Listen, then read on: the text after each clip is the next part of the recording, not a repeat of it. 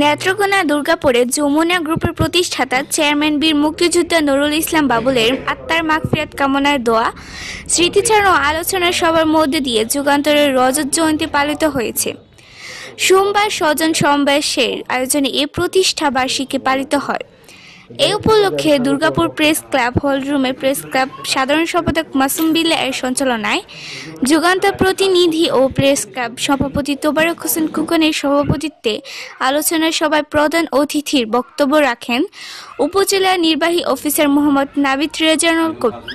আমন্ত্রিত অতিথিরা বলেন, বৈষম্য বিরোধী ছাত্র আন্দোলনে বস্তুনিষ্ঠ সংবাদ প্রকাশের জন্য যুগান্তর ইতিমধ্যে পাঠকের মনে স্থান করে নিয়েছে।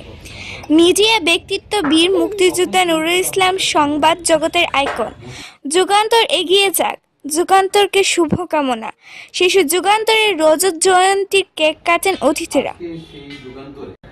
যুগান্তর সম্পর্কে যদি বলতে চাই, আসলে 25 বছর হয়ে গেল। আমরা যখন কিশোর ছিলাম বা যখন বেড়ে উঠছিলাম, পড়ালেখার মধ্যে ছিলাম, তখন কিন্তু আমরা এই পত্রিকায় পড়ে পড়ে বড় হয়েছে। এর সাথে আরো অন্যান্য পত্রিকাগুলো।